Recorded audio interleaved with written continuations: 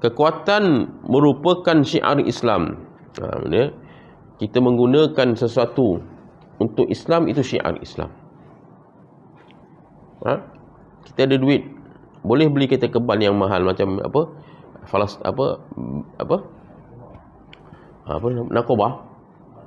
narkoba yang Yahudi pakai. Satu kebanggaan. Tapi kalau tak ada duit, tak boleh pakai, tak boleh berjuang ke? Bukan. Narkoba tu pun dia tembak dengan RPG buatan Hamas, hancur. Faham? Yang penting kamu ada kekuatan ruhani.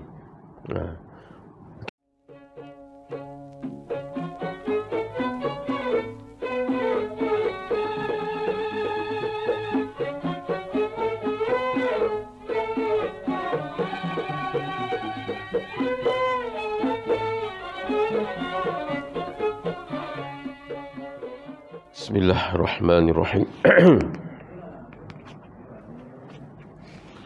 Ila hadrati Sayyidina Muhammadin sallallahu alaihi wasallam, summa ila arwahi azwajihi wa zurriyatihi wa ashabihi wa tabi'ina wa tabi'i tabi'ina lahum bi ihsanin ila yaumiddin, wa ila arwahi abaina wa ajdadina wa jaddatina wa masyaikhina wa muallimina wa dhabil huquq alaina wa jami'il muslimina wal muslimat wal mu'minina wal mu'minat al ahya'i minhum wal amwat.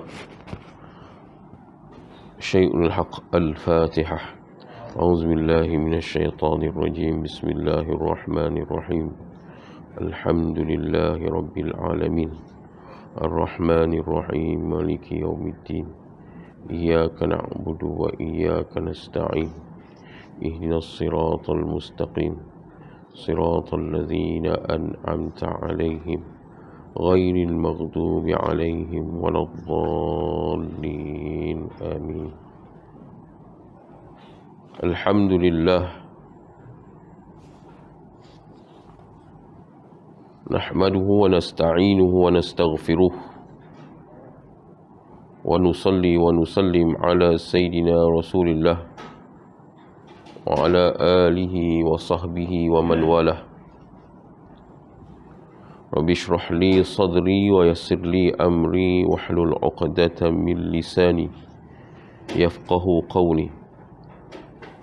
Allahumma rzuqna ilman nafi'a wanfa'na bima 'allamtana. Innaka alimun khabir. Allahumma subhanaka la ilma lana illa ma 'allamtana. Innaka antal alimul hakim. Allahumma iftah abwaba ilmina wa abwaba ma'rifatina wa abwaba asrarina wa abwaba hukmina. Allahumma ja'al quluban yafqahuna biha wa adhanan yasma'una biha wa a'yunan yubsiruna biha. Fallahu khairan hafidha wa huwa arhamur rahimin. Amma ba'd. Tuan-tuan dan puan-puan dirahmati Allah Subhanahu wa taala. Alhamdulillah, bersyukur kepada Allah Subhanahu wa taala dengan kudrah dan inayahnya dan iradahnya kita bertemu pagi ini dalam sesi yang terakhir dalam buku ni kot.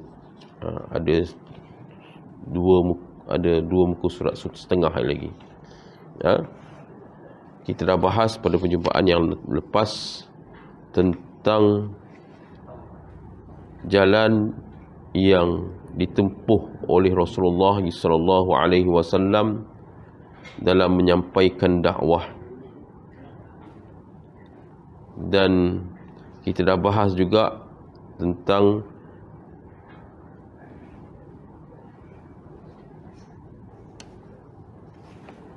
mewujudkan kelompok, dan kelompok dah ada ciri-ciri dia.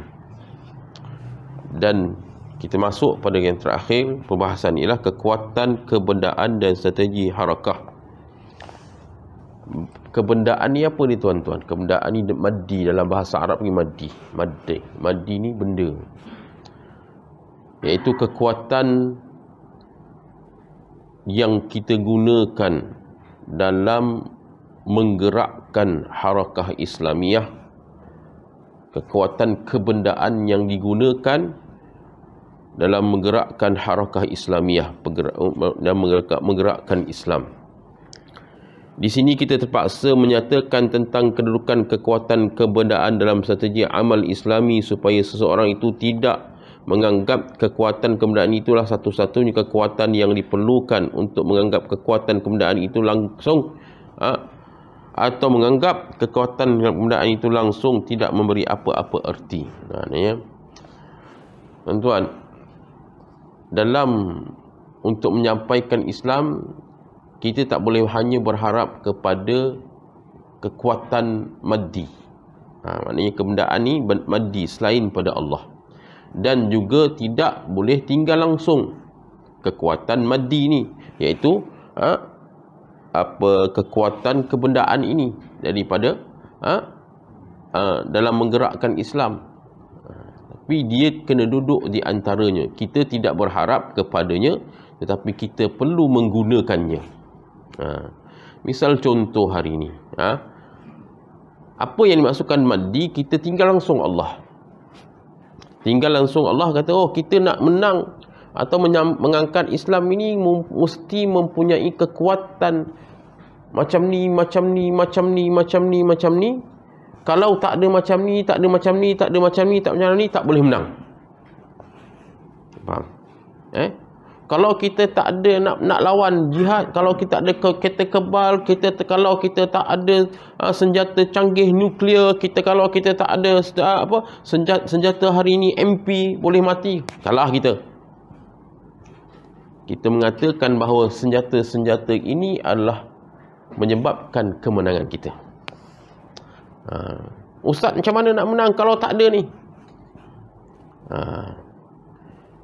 Maka orang Islam, benda ni, alat-alat ini diperlukan, ataupun strategik ni boleh diguna pakai, tetapi bukan dengan strategik ini yang menyebabkan kamu menang. Kalian faham? Bukan dengan perancangan kamu yang detail, oh tak kena ni, kalah ni pasal sini tak kena, pasal sini tak kena. Tak. Kalau kamu merasakan perancangan kamu itu madilah kebendaan selain daripada Allah Subhanahu wa Ta'ala. Itu yang dimaksudkan dengan kebendaan. Kita tak bergantung terus pada Allah, kita bergantung kepada strategik kita, bergantung kepada kecerdikan akal kita, ataupun bergantung kepada benda-benda yang merasakan ia membuatkan kita kuat. Itu yang dimaksudkan oleh maddi. Oleh maddi. Ramai orang bertanya, adakah harakah Islamiyah berhasrat menggunakan kekuatan dalam usaha mencapai matlamatnya? Adakah harakah Islamiyah berfikir menggunakan cara revolusi yang menyuruh terhadap sistem politik atau sistem sosial? Kata pengarang kitab, saya tidak mahu membiarkan mereka terus-menerus dalam kebingungan, malah saya menggunakan kesempatan ini untuk menendahkan betapa kepada mereka jawapan yang jelas dan terang. Oleh itu, siapa yang ingin tahu, silalah mendengar. Kekuatan merupakan syiar Islam. Kita menggunakan sesuatu untuk Islam, itu syiar Islam. Kita ada duit, boleh beli kereta kebal yang mahal macam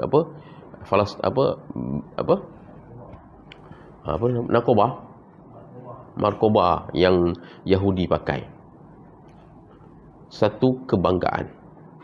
Tapi kalau tak ada duit, tak boleh pakai, tak boleh berjuang ke? Bukan. Narkoba tu pun dia tembak dengan RPG buatan Hamas, hancur. Faham tak? Faham. Yang penting kamu ada kekuatan rohani. Okey. Dia boleh menguatkan syiar Islam. Kalau kita ada nuklear, okey, hebat. Gunalah. Pakailah kalau ada. Tapi kalau tak ada, jangan takut. Allah tak mahu kita takut je. Allah nak kita berjuang. Oleh itu, Al-Quranul Karim menyeru secara jelas dan lantang dalam firman Allah Subhanahu wa Ta'ala, wa a'iddu lahum mastata'tum min quwwatin wa min ribatil khail turhibuna bihi aduwallahi wa aduwakum. Sadaqallahul azim. Dan siapkanlah untuk menghadapi mereka kekuatan apa sahaja yang kamu sanggup dari kuda-kuda yang ditambat untuk berperang, dan yang dipersiapkan itu kamu menggentarkan musuh-musuh Allah. Allah tak sebut, Allah kata siapkan, tuan-tuan. Hari ni tuan-tuan, bila baca ayat ni, saya teringat bapak saya dulu kecil-kecil. Umur saya 5 tahun pergi belajar silat. Tuan-tuan, dia bawa saya pergi Puchong. Waktu 14, masa tu Puchong tak ada apa tu, hutan. Saya ingatlah kalau saya nak buang air, saya cangkul tanah nak buang air masa tu kat Puchong. Tahun 80, tahun 82, naik motor pagi-pagi balik pukul 3 pagi. Kan? Saya kata buat apalah, penat-penat. Orang sekarang ni penat-penat. Pokoknya basically on tua-tua kita ajar. Sebenarnya belajar silat ni adalah perintah Allah. Kalian faham Belajar silat bila diri perintah Allah. Sebab Allah sebut wa'iddu lahum mastata'tum. Kamu kena bersedia dalam semampu kamu untuk menghadapi musuh. So bila kita balik, kita tengok tok guru pondok mengajar silat. Tok guru pondok mengajar silat, kenapa rupanya tok guru pondok ada keris dekat rumah, ada pedang, kan? Ada kerambit ilmu. Bapak saya ni, Allah yarham ni, semua senjata dia ada. Tak mampu nak ada machine gun, simpan satu senjata. Ini perintah Allah, bukan perintah kita. Kan? Kita tak mampu nak ada pistol, kena ada satu senjata untuk kita simpan. Wa'iddu lahum mastata'tum. Simpan. Sebab tu kita tengok orang Yaman, kalau belah-belah Arab dulu dia ada kerambit dia sini, kan. Betul tak? Kalau pakai mesti ada kerambit. Kita orang dulu pakai keris, tapi tak pakai dah keris jalan. Tapi dia orang masih lagi ada kerambit di sini. Kerambit dekat sini. Itulah sebenarnya yang mereka aplikasikan dalam diri mereka. Simpan, bukan untuk bergaduh. Kita faham, jadi silat ni jadi Abang Long. Tak, bukan. Itu salah. Fahaman yang salah. Jadi silat ni jadi ayahanda. Tak, bukan. Kan? Wa'iddu lakum mastata'tum wa'iddu lahum. Kamu kena sedia. Maka kalau kita ajar anak kita hari ni, tak adalah faham. Tak apalah, belajar taekwondo pun taekwondo lah. Karate pun karate lah. Tapi kena faham bahawa mereka perlu diberi pendedahan tentang ilmu bela diri ini, bukan untuk berbangga diri, tetapi untuk persiapan berlaku apa-apa. Bukan nak suruh kita perang, tuan-tuan. Kalau tak ada, macam mana, tuan-tuan? Tak ada ilmu, macam mana? Tiba-tiba berlaku yang kita tak ingini masa 13 Mei tu, kan? Macam mana? Maka tak ada kekuatan, padahal Allah perintahkan. Ayat ni kita jarang jumpa ayat ni Quran, tapi dalam surah Taubah. Maka sebab tu tok guru kita tengok tok guru dulu, kok mana pun dia ada ilmu persilatan. Kita kena faham, bukan kerana nak bergaduh, tapi kerana perintah Allah dan persiapan seorang mukmin. Sebagaimana firman sabda Nabi SAW, al-mu'minun qawiyyun khairun wa ahabbu ila Allah minal mu'minid dha'if. Orang mukmin yang kuat lebih Allah suka daripada orang mukmin yang lemah. Sebenarnya Allah suka kalau kita berlatih diri. Silat ni, tuan-tuan, tak perlu pun pada apa pun, kan? Ada pernafasan, kan? Kita tengok, ustaz, kenapa ada bunga tu tok guru buat tu pasal melatih pernafasan, melatih macam-macam lah, kan? Ada kekuatan untuk keberanian untuk menghadapi sesuatu situasi yang tidak diduga. Maka orang yang ada persediaan macam ni lebih Allah suka daripada orang yang tak ada persediaan. Bahkan kekuatan itulah simbol Islam, sehingga dalam doa pun dituntut, sedangkan ia adalah keadaan khusyuk. Doa pun dituntut sedangkan ia adalah keadaan khusyuk dan tenang, seperti mana yang diminta oleh Nabi SAW, yang diajarkan kepada sahabatnya ketika munajat kepada Allah. Doa pagi-pagi Nabi SAW ajarkan kita pada pagi, Allahumma inni a'udzubika minal hammi wal hazan. Allahumma inni a'udzubika minal hammi wal hazan. Wa a'udzubika minal ajzi wal kasal. Wa a'udzubika minal jubni wal bukhul. Wa a'udzubika min ghalabatid daini wa qahrir rijal. Ini doa yang kita amalkan pagi-pagi. Ya Allah, ya Tuhanku, aku berlindung kepadamu dari perasaan runsing dan kedukacitaan. Kedukacitaan. Dan berlindung kepadamu daripada sifat penakut dan bakhil. Itu tak boleh. Mukmin dia tak ada sifat penakut. Kalau dah tak melatih benda-benda macam ni, maka dia akan jadi penakut. Dua sifat yang tak boleh ada dalam mukmin. Kalau ada dalam diri kita ni dua sifat ni, kita bukan mukmin. Satunya penakut, yang keduanya bakhil. Satunya penakut, yang keduanya bakhil. Kalaulah kita tak pernah ajar anak-anak kita untuk berani, benda-benda macam ni, itu adalah mendidik keberanian, kan? Macam mana besok? Maka dua sifat ni kena ada, berani dan pemurah. Nabi SAW menyebut tidak akan ada dalam hati seorang mukmin itu satu sifat penakut, yang kedua sifat bakhil.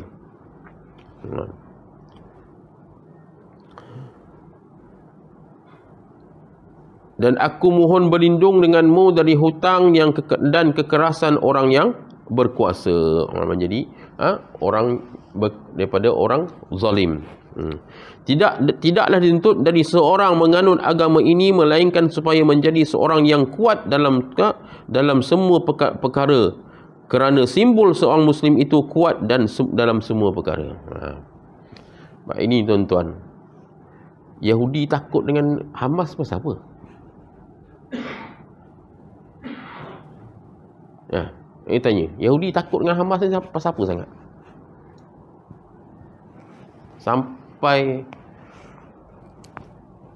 Sampai perang pun ke atas, tak mau jumpa depan.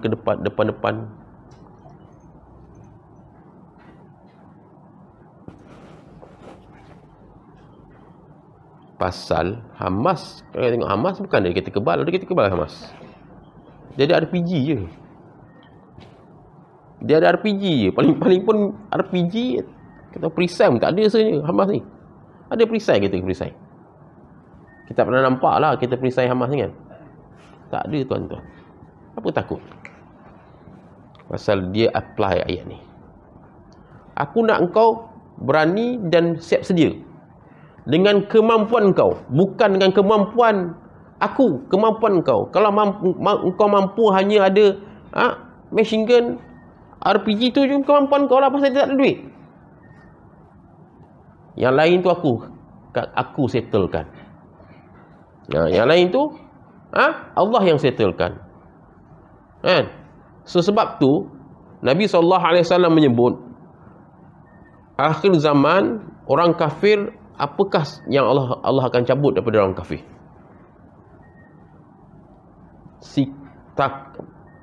Takut orang kafir kepada orang Islam tu Allah cabut. Pasal apa? Pasal ni lah. Orang Islam dia tak ada persediaan. Allah, bukan orang Islam tak berani, Tapi orang Islam tak ada persediaan yang kehendak Allah. Hari ini ramai yang berani, tuan-tuan. Orang Melayu ramai, abang long, ayah anda ramai berani je. Tapi kenapa mereka berani menyentuh Islam? Betul tak? Ada je abang long, ayah anda, pakai akar bahar sini, berjalan dengan pakai baju, pakai tanjak, berjalan segak, cantik, badan dah cantik, tapi berani. Orang bukan Islam berani sentuh Islam.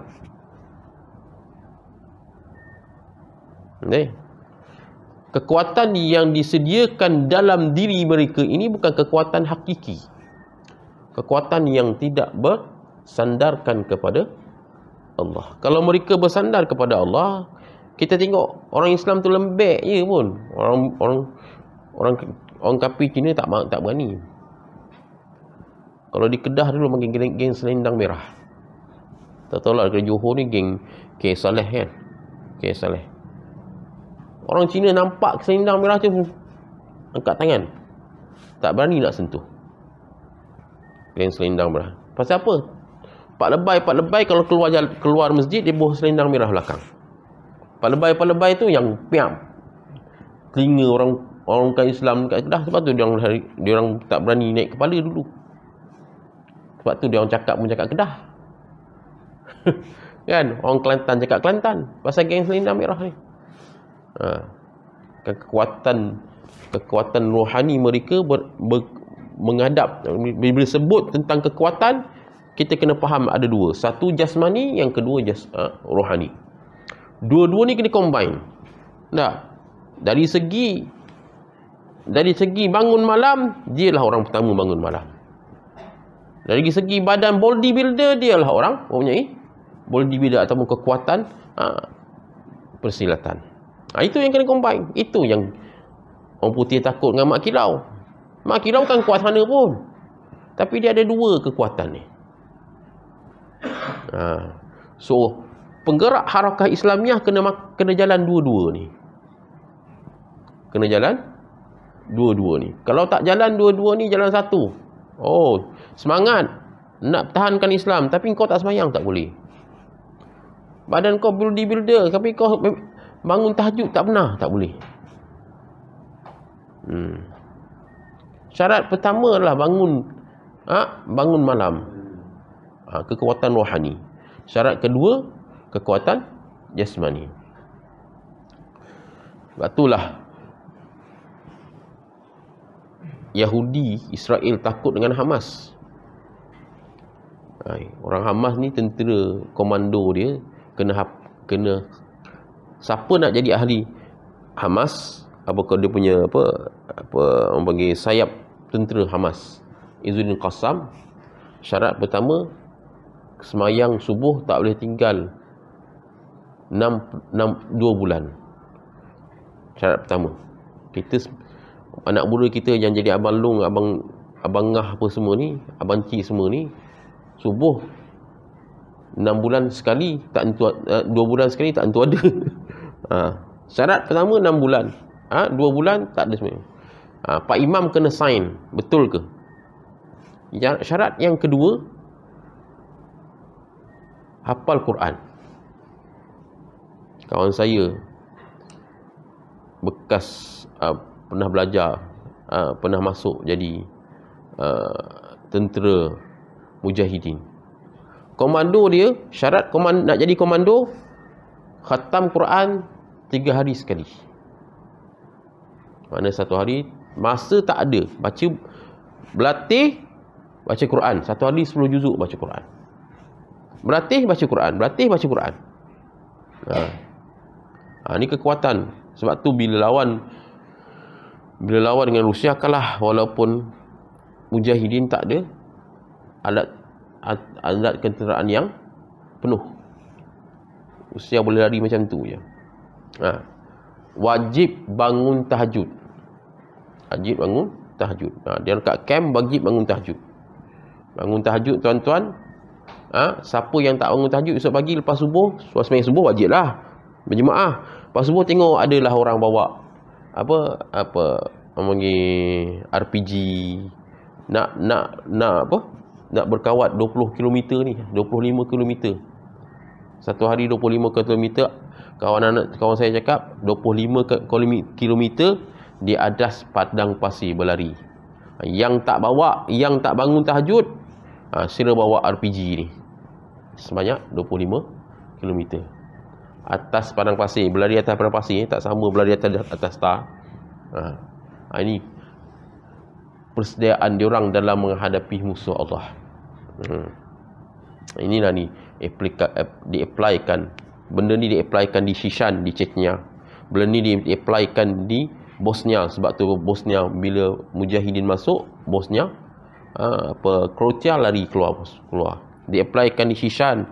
Bila Mujahidin masuk, Soviet lah tadi diri. Sekarang ni sedang di-applykan di Palestin. Sedang di-applykan di Palestin. Tuan-tuan, tunggulah. Kumpulan-kumpulan inilah sebenarnya yang bergerak hari ini. Sebab tu nak kena, bila orang cerita saya tentang, baru ni saya tengok viral dekat Masjid Madinah, ada orang buat tari silat depan Masjid Madinah. Buat tari silat. Kan kepelik buat tari silat. Menghadap makam Rasulullah tu buat tari silat. Bukan salah, tak salah, tapi pelik.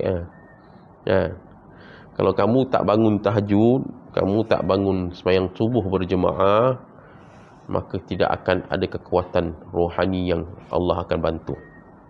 Syarat pertama, bangun tahajud, sembahyang jemaah subuh. Tu hari ni kita gerakkan apa? Malaysia dah mula gerakkan sembahyang Jumaat subuh 2 rakaat seumpama Jumaat. Penuh. Dan ada pergerakan. Itu permulaan lah. Mudah-mudahan dengan permulaan ini bangkitnya Islam. Namun demikian, harakah Islamiah adalah gerakan yang matang dalam pemikiran serta pandangan. Mereka tidak gairah melakukan kerja yang remeh dan tercebur dalam arus pemikiran yang cetek. Mereka memberi penghargaan kepada hasil dan tujuan kerja-kerja yang mereka tidak memberi penghargaan kepada hasil tujuan kerja-kerja yang remeh itu, kerana mereka mengetahui bahawa tingkatan kekuatan pertama dan utama ialah kekuatan akidah dan iman, diikuti dengan tingkatan kedua iaitu kekuatan kesatuan dan ikatan kejiwaan dan persenjataan. Sesuatu jemaah tidaklah dapat dianggap kuat melainkan setelah memiliki ketiga kekuatan tersebut. Apabila ia menggunakan kekuatan fizikal, persenjataan, sedangkan ia berada dalam keadaan organisasi yang retak atau akidah dan iman yang lemah, maka lambat laun akan menemui kehancuran dan kemusnahan. Pandangan yang lain kedua pula menyatakan apabila Islam mengelakkan supaya menggunakan kekuatan dalam setiap suasana dan keadaan, ataupun ia membataskan penggunaan pada keadaan tertentu dengan syarat-syarat yang tertentu. Pandangan yang ketiga pula menyatakan bahawa adakah penggunaan kekuatan adalah merupakan cara penyelesaian pertama atau menjadi ubat penawar terakhir setelah tidak ada lagi cara yang lain. Apakah manusia perlu membuat pertimbangan terhadap kesan-kesan penggunaan kekuatan? Apakah kebaikan dan keburukannya? Apakah mereka sepatutnya mengkaji terlebih dahulu untuk suasana sebelum dan digunakan dan tentang kekuatan, atau wajibkah mereka menggunakan kekuatan tanpa menghiraukan akibat yang akan terjadi hasil dari penggunaan kekuatan tersebut? Pandangan-pandangan seperti inilah difikirkan oleh harakah Islamiah sebelum mengambil langkah menggunakan kekuatan. Revolusi adalah gejala kekuatan yang menggerunkan. Oleh demikian, harakah Islamiah memandangnya dengan penuh teliti dan mendalam. Sebab tu hari ini kita tengok banyak harakah Islamiah yang ada. Di Indonesia dulu kita panggil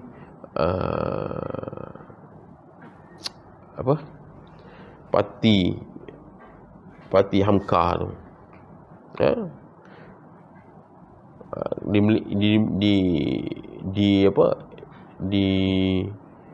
Di Algeria dulu namanya FIS. di Mesir dulu namanya Ikhwan Muslimin. Mereka tak gunakan revolusi. Siapa yang guna revolusi? Syiah, tak, Khomeini. Betul. Gerakan Islam yang bergerak seluruh negara.